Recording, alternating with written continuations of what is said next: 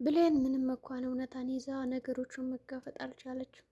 እንግዲህ አስቴር ማለቴ አልማዝ በህይወት አለሽ ብላ ለሰላም በነገረችባት ቅጽበት ሰላም ግን የመለሰችላት ምላሽ በጣም አሳዛኝ ነገር ነበረ። ምክንያቱም እሷ ሞታለች፣ እንዴት ነው ያልሞተችው? አንቺ እኔን ለማጭበርበር ነው፣ አንቺ አጭበርባሪ፣ እኔን ላለማሳበድ እና ታብዳለች ብለሽ ስለፈራሽ ነው እንጂ የሞተችን ሰው እንዴት ነው በህይወት አለሽ ብለሽ የምትዋሽው?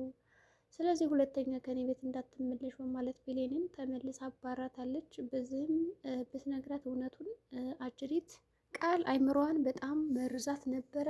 አሁን ሰላም የቃልን ቃል ብቻ ነው እንግዲህ መስማት የምትችለው ማለት ይቻላል። ምክንያቱም በጣም ነው የመረዘቻት።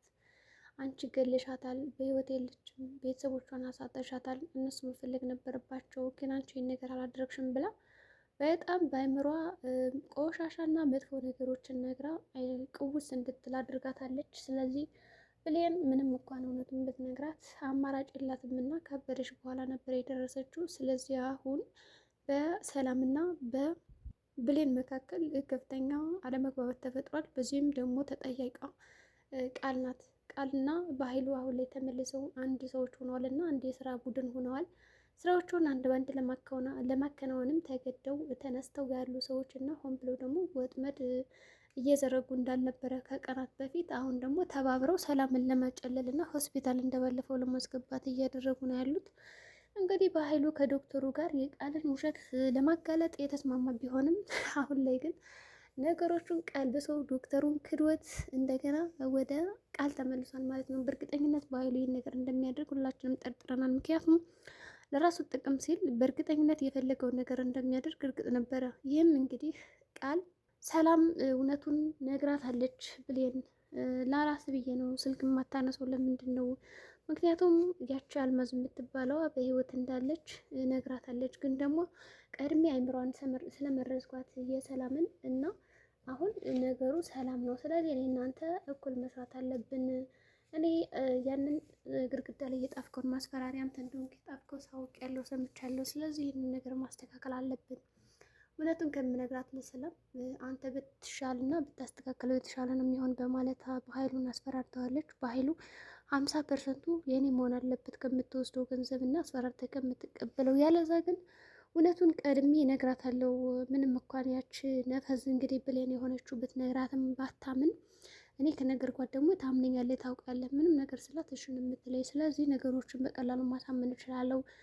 ወንድምሽ ነው ይህን ነገር ያደረገሽ ልላት እችላለሁ። ምክንያቱም የዛኔ ባህሉ እኔ እንዲሁም ደግሞ ዳጊ ነበርን አስቴር አልመስ ስትሞት የነበር ነው ከጣገቧ እና በዛ ሰዓት ዳግም በጣም ደንግጦ እዚህ ሳሎን ላይ ብቻ ነበር የፈተሻት እና ወደ ክፍል ከሄድን በኋላ ግን ራሷን ስታ ነበረ። በዛ ምክንያት በኃይሉን የኔ ነገሮች ስል አስፈራርቶኝ እንዳትነግሪ አታያት የራሷ ጉዳይ ብሎ ዝም አለ። ስለዚህ ይህንን ነገር ከነገርኳት በእርግጠኝነት ታምነኛለች እና አሁን ብትስማማ ነው የሚሻለው ከኔ ጋር ወይስ ደግሞ ይህንን እውነታ ለሰላም በነግራት ነው የሚሻለው በማለት ታስፈራርተዋለች። ሀረግም እዛ ቤት የመጣችበትን አላማ ለማሳካት የተወሰነ ጊዜ ብትቀመጥም ነገሮቹ እንዳሰበቻቸው እየሄዱ አይደለም። ስለዚህ ከወንጀለኛ ጋርማ ልተባበር አልችልም በማለት ወደ ፖሊስ ጣቢያ ሄዳለች። እንዲሁም እኔ ድሃ መስኪኗ በሰላም ነው እንጂ መኖር የምችለው በምንም አይነት ጠብና ጭቅጭቅ ውስጥ ልኖር አልችልም የሚል አመለካከት ስላላት እንግዲህ ለተወሰነ ጊዜ ከዛ ቤት ወጥታ ወደ ራሷ ቤት ተመልሳለች። መቼ እንደምትመጣ አይታወቅም። በእርግጥ ሀረግ አሁን አንቺ በቃ ልክ እንደ ሕፃን ልጅ ነሽ፣ ነገሮች እስከሚገፈፉ ከዓይንሽ ላይ ምንም ነገር ብለሽ ላታምኝ ትችያለሽ እና በራስሽ መንገድ እስኪ ነገሮችን ለማጣራት ሞክሪ። የዋህቱን እስኪ ሰው የሚልሽን አንዳንድ ጊዜ ስሚ ብላ ብትመክራትም ሰላም ደግሞ እኔ በዓይኔ አይቻታለሁ ስትሞት፣ ስለዚህ ራሴ ገድያት እንዴት ነው አልሞተች የምትሉ በማለት በጣም ቀወሰች፣ አለቀሰች፣ አበደች ማለት ይቻላል። እንግዲህ ይሄ ነገር ለቃል በጣም ደስታ ነበረ። ምክንያቱም ተመልሳ ወደ ሆስፒታል ከገባችላት አሁን የዲኤንኤ ምርመራ ውጤቱ በእጇ ስር ስላለ እንዲሁም የሰላም ልጅ ናት ተብሎ ስለሚረጋገጥላት በዚህ ምክንያት ደውላ የህግ ጠበቃ እንዲሁም ደግሞ ህግ ሰው አላት። የሚገርማችሁ ነገር እዚህ በፊት ቀጥረው ነበረ በኃይሉን እንዲያስርላት እና ለዛ ደውላ ምንድን አላችሁ አሁን አንድ ሰው ቢያብድና ንብረቱ ምናምን ወደዛ ወደ ማን የሚገባው የሚል ሀሳብ ነበር የሰጠችው። ሆኖ ሀብቱ የሚገባውማ ልክ እንዳልኩሽ ነው። ምናልባት ውክልና የሰጠችው ሰው ካለ ለውክልና ሊሆን ይችላል፣ ያለዛ ደግሞ የታወቀ ነው ልጅ ካለ ለልጅ ሊሰጥ ይችላል በማለት በጣም ይነግራታል ማለት ነው። ከዛ በኋላ ትደሰትና እንደዛ ከሆነማ እንዴ በጣም ትልቅ እድል አለኝ፣ ይህን ቻንስ በኃይሉ ሳይቀድም መቅደም አለብኝ ትልና ወዲያውኑ ወረቀቱን አዘጋጅልኝ፣ እኔ ነገ ወዲያ መጥቼ ወስደዋለሁ እና ይህንን ወረቀት አስፈርማታለሁ ለሰላም። ከዛ በኋላ ሰላም ያላትን ሀብትና ንብረት እኔ ከወሰድኩ በኋላ በኃይሉ እንደፈለገው መፈንጨት ይችላል። ከዛ እኔና እናቴ በሰላም መኖር እንችላለን ብላ የነገረችውና ነበር። በዛ ምክንያትም ችግር የለውም ያዘጋጅልሻለሁ፣ አንቺ መቼም ለጥቅም ሲሆን ብቻ ነው እንጂ እኔ ከምትደውይው ዝም ብለሽ ለሰላምታ ማትደውይም በማለት እሱም ክፉኛ ተናዶባትና ተናግሯት፣ እሺ አታስብ፣ እንደዛ አይደለም ሲጀመር እኔ ጥሩ ሰው ነኝ አስብልሃለሁ፣ እንደዚህ አይነት ማድረግ አይደለውም ብለዋለች። እና እሺ ይሆንልሽ ብሎ ወረቀቱን አዘጋጅቶለታል። ከዛ አሁን ማናት ቃል ሄዳ ለማምጣት እየተዘጋጀች ነው ያለችው ወረቀቱን ማለት ነው። ወረቀቱን ካመጣች በኋላ እንደምንም አድርጋ እናቴ ይህንን ወረቀት ፈርሚ፣ ምክንያቱም ይሄ ከስራ ባልደረቦችሽ የመጣለች ወረቀት ነው ብላ እንግዲህ ሸውዳ አስፈርማታለች። የሚገርማችሁ ነገር አሁን ሰላም ብታብድ ራሱና ሆስፒታል ብትገባ እንኳን ሙሉ ለሙሉ ሀብቷ ለቃል ተላልፏል ማለት ነው። ስለዚህ ቃል አሁን የምትፈልገውን ነገር አግኝታለች፣ በኃይሉ ተሸንፏል። ግን አንዳንድ ጊዜ ህይወት ምን አይነት ነች ትላላችሁ? እንግዲህ የገንዛ ወንድማችሁ ይህንን ነገር ሲያደርግባችሁ ምንድን ነው የሚሰማችሁ? የገዛ ወንድማችሁ ሌላ ልጅ አምጥቶ ልጅሽ ናት ብሎ ለእህቱ አስተዋውቆ ከዛ በኋላ ገንዘቧና ሀብቷን ፈልጎ ከዛ ይቺ ያመጣት ልጅም በጣም ኃይለኛ ሆና እሱንም የመጣትንም ከርታው ከከዳችሁም በኋላ ገንዘቧን ሙልጭ አድርጋ ወስዳ አሁን ጎዳና ጥላቸዋለች ማለት ነው። ስለዚህ ብሌን ይህንን ነገር ደርሳበታለች። አንቺ ግን እናትሽ እንዳልሆነች እያወቅሽ ለምንድን ነው ሁሉ ነገር የምታረጊው? ቢያንስ እንኳን አታሳዝንሽም ወይ ትላታለች። ከዛ ቃል ደግሞ ምንም አታሳዝነኝ፣ ምክንያቱም የኔ የሆነውን ነገር ሁላ እንደወሰድሽብኝ እወስድብሻለሁ።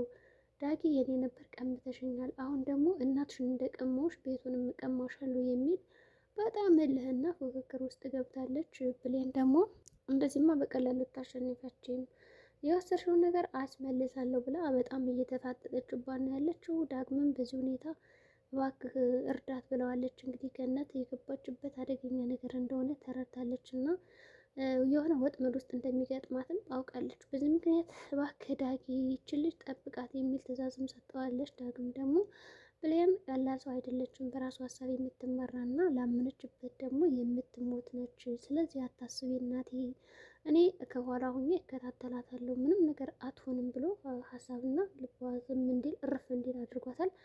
ግን ይሄም ሆኖ አላረፈችም። ገኒ በጣም እያሰበችላት ነው ያለችው። በተለይ ወደዛ ቤት ከሄደች በኋላ የሰላም ሁኔታ ስታየው ቲቪ ከፍታላት ማለት ነው። የሚገርማችሁ ነገር ቃል አውቃ ነው የከፈተችው፣ ምክንያቱም እንድታብድና ከዛ ሰበር ዜና ብሎ በኃይሉን እንድታየው። ሰበር ዜና እህቴ ገላለች፣ ነፍሰ ጡር ናት፣ የገደለቻት ሰውም ደግሞ ይቻትነት አልማዝ ትባላለች። እህቴ በክፉና በጨካኝ አሰቃቂ ሁኔታ ገላት ይኸው እዚህ ጋር አድርጋታለች። ግን ይህንን ነገር ማንም አያውቅም። ስለዚህ እኔ አሁን እህቴን ለህግ አሳልፌ ልሰጥ ነው የሚል በቲቪው ታያለች። የሚገርማችሁ ነገር ምክንያቱም በእርግጥ እንደዛ ነገር አልነበረም፣ ግን ቃል ናት አውቃ ይሄን ነገር ያደረገችው እንድታብድ ስለፈለገች እና የአእምሯ ተነክቶ እውነትም ገድያለሁ ብላ እንድትለፈልፍ እና ያው እብድ ቦታ እንድታስገባት መልሳ ከዛ ለመፈረም ወረቀቱን እንዲረዳት ከዛም ኧረ እባክሽ ይሄን ነገር ቀይሩ፣ እናትሽ እኮ ናት ትንሽ አታሳዝንሽም ወይ ብትላት ግን ምንም አታሳዝናት። የሚገርማችሁ ነገር የቃል ነገር እኮ አንዳንዴ በጣም ነው የሚከብደው። ብቻ አሁን በጣም በአእምሯ እየአሰበች ነው ያለችው እንትና ማለት ነው ሰላም ገድያታለሁ የሚለው ነገር። በተለይ ደግሞ የሰላም በቃ በጣም እንድታብድ ያደርጋት ነገር ምንድን ነው? ይች ቃል የምትባለዋ የአልማዝን ድምፅ ቀርታ ገለሽኛል እያለች ብቻዋን በሆነችበት አጋጣሚ እያሰማቻት ስለሆነ ነው።